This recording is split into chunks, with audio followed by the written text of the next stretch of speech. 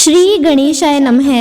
हर हर महादेव। ओम नमो भगवते वासुदेवाय नमः। आप सभी का फिर से स्वागत है महाकाल कन्या चैनल में। आज हम प्रवेश करने जा रहे हैं बैसाख मास महात्म्य के अध्याय 4 में। दोस्तों, शास्त्रों में बैसाख मास को भगवान विष्णु का प्रिय महीना बताया गया है और इस महीने में किया गया स्नान, दान और पूजा साधारण नहीं बल्कि कई जन्मों के पापों को मिटाने वाला होता है।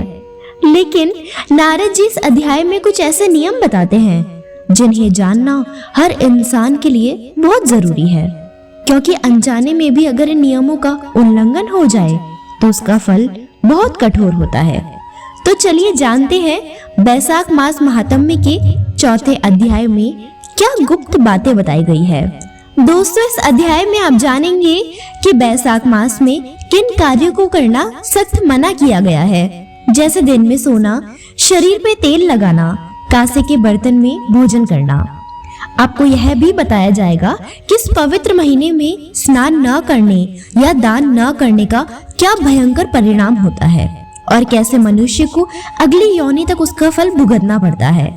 साथ ही आप जानेंगे कि बैसाख मास में गंगा सहित सभी तीर्थों का क्या महत्व है और केवल जल में स्नान करने से भी कैसे करोड़ों जन्मों के पाप नष्ट हो जाते हैं।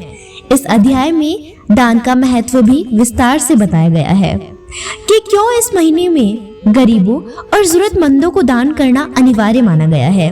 और अंत में भगवान विष्णु की पूजा, तुलसी दल अर्पण और नियम पूर्वक व्रत करने से कैसे मनुष्य को राजसुख और अंत में मोक्ष की प्राप्ति होती है। चलिए दोस्तों, 4था अध्याय प्रारंभ करते हैं। नारद जी कहते हैं कि बैसाख मास में शरीर में तेल लगाना, दिन में सोना, कांसे के बर्तन में भोजन करना, दोबारा भोजन, खाट पर सोना, घर में स्नान करना, यह सब कार्य वर्जित है। बैसाख मास में दोपहर के समय थके हुए ब्राह्मण के पैर दबाना सब व्रतों में उत्तम व्रत है। जो दोपहर में आए हुए थके ब्राह्मण को सुंदर आसन देकर उसके पैर दबाता है तथा गंगादि सब तीर्थों के स्नान का फल पाता है। बैसाख मास में जो स्नान नहीं करता और कमल पत्र पर भोजन नहीं करता, वह पहले गधे की योनि को प्राप्त होकर खच्चर की योनि को प्राप्त होता है। मनुष्य रोगहीन और मोटा ताजा होकर भी बैसाख मास में स्नान न करने से चांडाल योनि को प्राप्त होता है। बैसाख मास की संक्रांति के दिन जो बाहर जाकर किसी तीर्थ पर स्नान नहीं करता, वह 100 जन्म तक कुत्ते का जन्म लेता है। बैसाख मास में अन्नदान अथवा जलदान न करने से निश्चय पूर्वक कभी दुखों से मुक्ति नहीं होती। बैसाख मास में नदी में स्नान करके भगवान विष्णु का ध्यान करने से निश्चय ही 3 जन्मों में किए हुए पाप नष्ट हो जाते हैं। प्रातः काल समुद्र में गिरने वाली नदियों में स्नान करने से 7 जन्मों के पाप और उषा काल में सप्तगंगा में स्नान करने से करोड़ों जन्मों के पाप नष्ट हो जाते हैं। जानवी, वृद्धगंगा, कालिंदा, यमुना, सरस्वती, कावेरी, नर्मदा और त्रिवेणी, यह सप्तगंगा है। बैसाख मास में बहते हुए जल में मंजन करने से सारे जन्म के किए हुए पाप नाश हो जाते हैं। बैसाख मास में बावड़ी आदि के थोड़े से जल में भी स्नान करने से बड़े बड़े पाप नष्ट हो जाते हैं। वहां पर गंगादि सब तीर्थों का निवास होता है। दूध से उत्तम दही और दही से उत्तम है घी। वैसे ही सब मासों में कार्तिक, कार्तिक से माघ और माघ से बैसाख मास उत्तम है।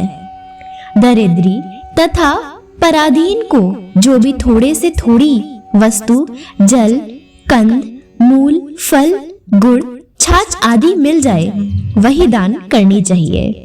दान न करने से दरिद्रता आती है और दरिद्रता से मनुष्य पाप करता है तथा पाप से नरक मिलता है। इसीलिए मनुष्य को सामर्थ्य अनुसार अवश्य दान करना ही चाहिए। यदि कोई मकान बहुत बड़ा हो परंतु उस पर छत ना हो तो वह शोभा को प्राप्त नहीं होता।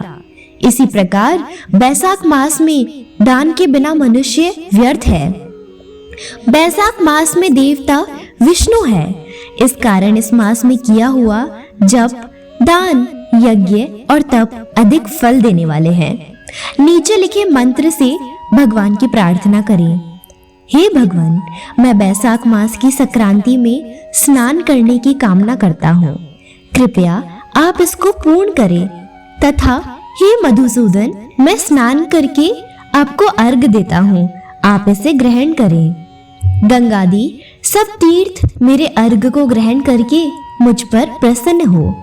आप समदर्शी पापियों पर भी कृपा करने वाले मेरे अर्घ को ग्रहण करें और यथोचित धन देवे। इस प्रकार अर्घ देकर स्नान करके वस्त्र पहन अपना नित्य नियम करे और बैसाख में उत्पन्न होने वाले फूलों से भगवान का पूजन करें तथा बैसाख की कथा सुने। इससे करोड़ों जन्म के पाप नाश हो जाते हैं।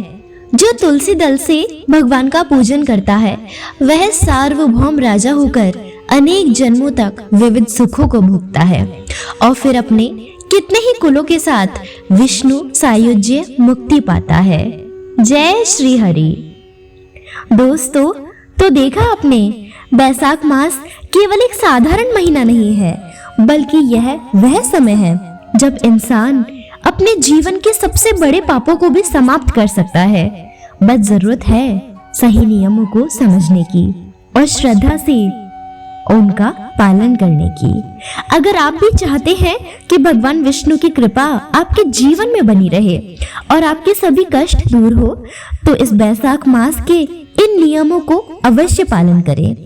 और अगर आपको ऐसी ही धार्मिक कथाएं और गुप्त उपाय जानना अच्छा लगता है तो अभी हमारे चैनल महाकाल कन्या को सब्सक्राइब करना बिल्कुल ना भूलें।